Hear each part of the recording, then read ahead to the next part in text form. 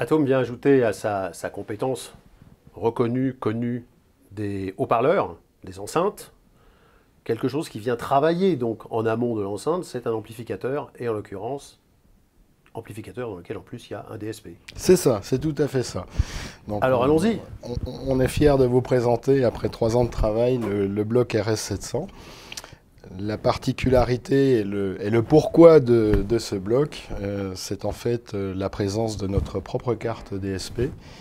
Et pourquoi cette carte DSP? C'est pour pouvoir faire du traitement du signal et apporter une adéquation, en fait, dans l'idée, une parfaite adéquation et tirer la quintessence du couple étage de puissance haut-parleur enceinte acoustique. Donc pour une description globale, on a 2 étages de puissance, 2 fois 700 watts sous 4 ohms en classe D. Et d'une manière générale, quelle que soit la configuration choisie au niveau de son utilisation, il y a plusieurs techniques de processing qui sont mises à profit. Au niveau du DSP, on gère notamment, dans un premier temps, les étages de puissance. On a la possibilité également, on a 2 sorties XLR qui sont également processées. Dans la gestion des étages de puissance, il y a une première particularité, c'est que les étages de puissance en classe D sont, quand on les amène dans leur dernier tranchement et qu'on les pousse à l'écrêtage, peuvent faire des choses un petit peu indélicates. Or là, en l'occurrence, grâce à un processing adapté, on fait du soft clipping, c'est-à-dire qu'on ne laisse pas tout à fait aller au maximum de la puissance, les étages de puissance. Et le DSP, en fait, procure un écrêtage doux. On met à profit également les capacités du DSP pour corriger un petit peu ces étages de puissance, à savoir, comme il s'agit d'étages en classe D, on a toujours des filtres en sortie. Ces filtres ont tendance à modifier un petit peu l'amplitude aux hautes fréquences, mais surtout la phase. Or là, avec du filtrage FIR, on arrive à redresser la phase et à mettre amplitude et phase totalement correctes jusqu'à 25 kHz. Ça, c'est une deuxième chose. La troisième chose, c'est qu'on se sert également du DSP pour corriger dans les très très basses fréquences le comportement de l'étage de puissance. Alors vous allez peut-être sourire, mais jusqu'à 2 Hz. Et en fait, ça a une utilité puisque la déformation du signal aux très très basses fréquences comme ça peut avoir une petite action sur la partie, sur le signal et sur la performance audio jusqu'à 60-80 Hz. Voilà. On utilise également, et c'est là une particularité également intéressante pour tout type d'enceinte, on utilise le DSP pour faire un petit bass management, c'est-à-dire qu'en fait on peut filtrer les enceintes en filtre passo via un commutateur. On peut choisir la fréquence de coupure, 60, 80, 100. On peut choisir la pente, 12 ou 24 dB. Et en fait le reste de la modulation dans ce cas-là est orienté sur les sorties XLR. Et le potentiomètre que vous voyez ici sert alors à gérer le niveau des subs. Et le petit commutateur phase 0 sert à gérer la phase.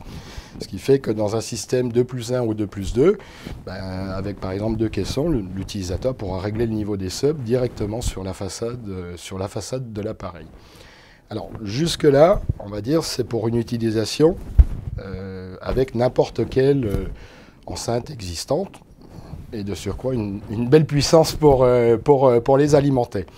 Maintenant, le but était principalement de pouvoir alimenter et de pousser plus loin les performances de nos produits existants, de la gamme GT.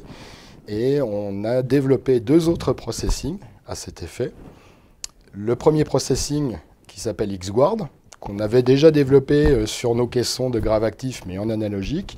Là, tout le challenge a été de pouvoir étendre ça sur une large bande et de faire en sorte que les artefacts d'écoute n'apparaissent pas.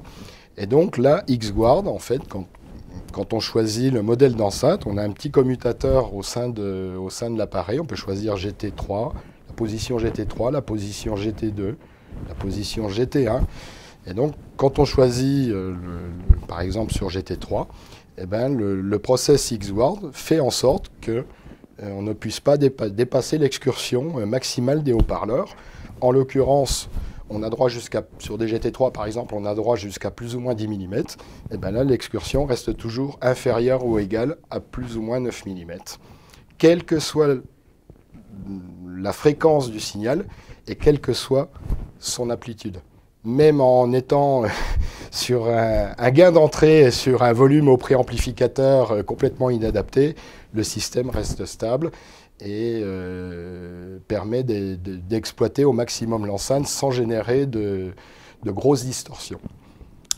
Et le deuxième processing, qui n'aurait pas été possible de réaliser en fait sans les bénéfices du premier, c'est le processing X10, où là, en fait, étant fabricant de nos haut-parleurs, de nos enceintes, on a une idée très très précise de leur fonctionnement, tant en termes de bande passante, de comportement dans le grave, et également en fait de leur capacité dynamique.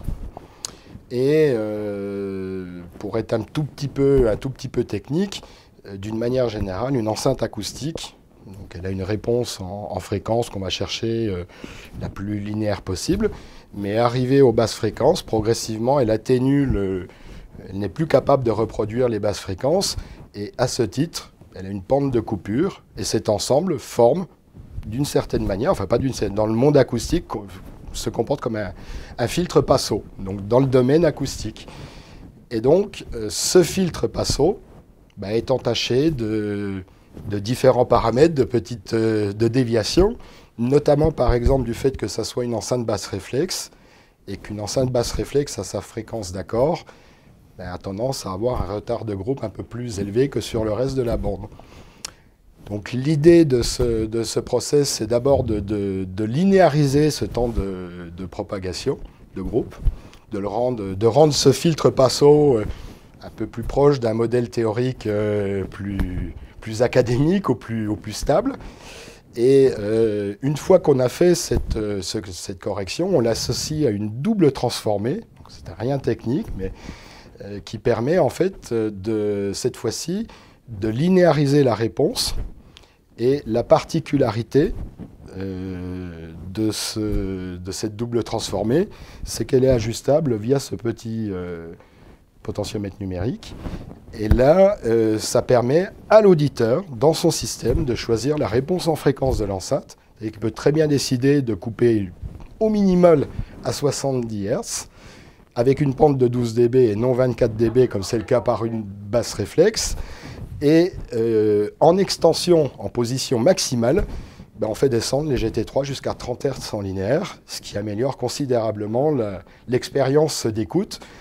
Alors, ce qui fait aussi beaucoup, ce qui fait bouger les haut-parleurs de manière beaucoup plus importante, d'où la nécessité de maîtriser parfaitement l'excursion pour ne pas avoir trop de distorsion d'une part, ou dans le cas extrême, carrément une casse. Ça a un prix et une date de sortie? Alors, le tarif, donc, dans cette configuration-là, c'est-à-dire entre guillemets GT, donc 4 positions, on sera positionné vers 3 500 € et la disponibilité environ 4-5 semaines.